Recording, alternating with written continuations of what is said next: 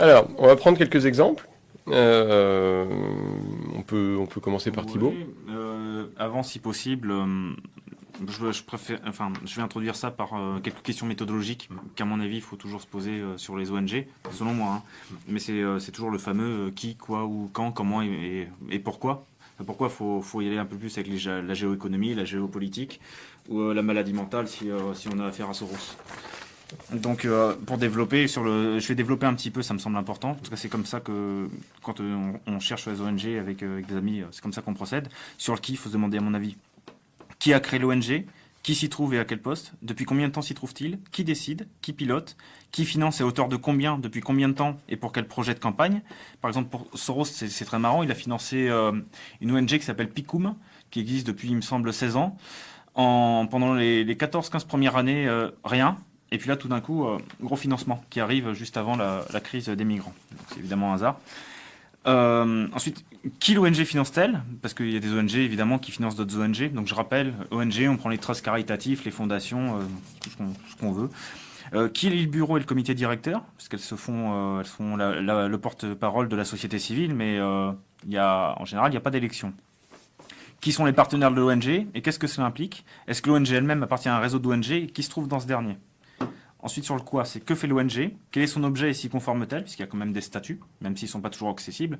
Par exemple, l'Open Society, qui se veut très ouverte, n'est pas très ouverte sur la publication des statuts. Il me semble qu'ils ne se trouvent pas. Ou alors j'ai mal. Ils doivent déposer des statuts obligatoirement. Mais ils ne sont pas forcément trouvables. C'est-à-dire que. Alors, je crois que c'est pour le Pew Charitable Trust qu'ils disent qu'il faut les contacter pour avoir plus d'infos. Voilà. Donc, c'est déposé, mais c'est pas forcément public.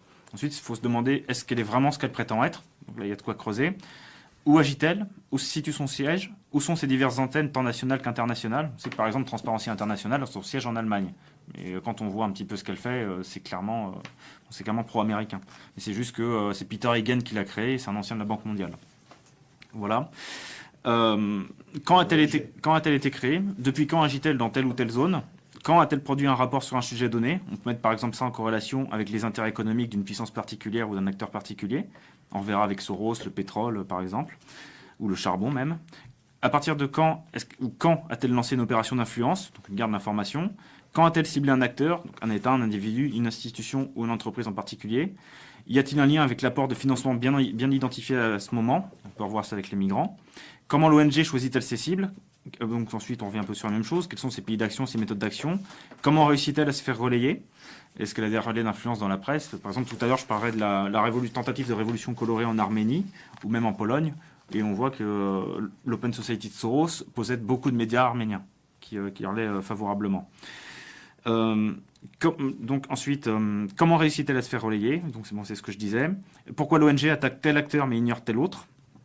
Là, on pourra revenir un petit peu sur Transparency International, ça sera intéressant. Et quelles sont ses motivations profondes? Là, c'est méthodologiquement. Ensuite, on peut commencer on peut commencer un peu sur ce que vous voulez. Peut-être sur l'écologie. Comme vous voulez, c'est vrai que ce fut d'actualité en décembre. Alors on avait l'ambition de pouvoir faire une émission sur la COP 21. Le mois de décembre est passé sans qu'on fasse, mais bon, on y arrivera. Ouais, on peut en parler de la COP 21. Soros a diverses initiatives. Il a financé notamment la Climate Policy Initiative, et qui était présent tout au long de la COP 21. Il suffit de se reporter au calendrier des événements, sur 15 jours, 12, 13, ils étaient présents au moins 8 ou 9 jours, il me semble. Donc il y a de quoi faire du lobbying. Et cette Climate Policy Initiative a créé un site qui s'appelle le Global Landscape of Climate Finance, et qui permet j'ai noté, qui était l'inventaire le plus complet sur les investissements existants sur le changement climatique. Le site se présentait comme ça. Et ce qui permet donc à Soros de suivre les fluctuations des investissements dans les divers types d'énergie, et comme ça de spéculer et où investir en fonction de ces évolutions. Tout à l'heure, je reparlerai par exemple de la guerre de l'information qu'il a menée pendant des années contre le charbon, jusqu'à faire s'écrouler, enfin bon, je vais le dire maintenant, jusqu'à faire s'écrouler les actions de Arch Coal et de Peabody Energy. Il y en a, je crois que c'est Arch Coal, c'est passé de $90 à $1. À cette époque, il disait que le charbon était une balle létale pour le climat. Et il a tout racheté, à ce moment-là. C'est des entreprises de quelle nationalité? Ce sont les géants américains. Voilà, on a évalué ça en milliards de tonnes de charbon, donc pour des années et des années. D'ailleurs, on peut se dire que C'est pour ça que je vais rebondir sur l'écologie. Il y a les Amis de la Terre et Oxfam qui ont sorti il y a quelques mois un rapport qui s'appelle Émission d'État. Émission d'État, avec un titre pour crétin, c'est comment les centrales à charbon d'EDF et Engie réchauffent la planète. Et quand on regarde un petit peu plus près, on va sur le site des Amis de la Terre, donc les Amis de la Terre France, hein, pas Friends of the Earth, les Amis de la Terre, et ils exposent leur financement. Ils ont reçu, disent-ils, 70 000 euros de la European Climate Foundation pour lutter contre les subventions qui sont faites au charbon. Et si on se rapporte aux données qui sont utilisées dans ce rapport émission d'État, on voit qu'elles viennent du Stranded Assets Programme de l'Université d'Oxford. On va sur la page financement et on voit que là aussi, c'est l'European Climate Foundation qui a financé les données de ce programme. J'ai cherché pour Oxfam, mais les données n'étaient pas encore disponibles. Je pense qu'on saura cette année si Oxfam France a été financé par cette European Climate Foundation. Et alors, on peut se dire, mais les Amis de la Terre, au départ, ils défendent l'écologie. On passe sur le fait que ce soit des eugénistes, des néo-malthusiens qui viennent du Sierra Club Foundation.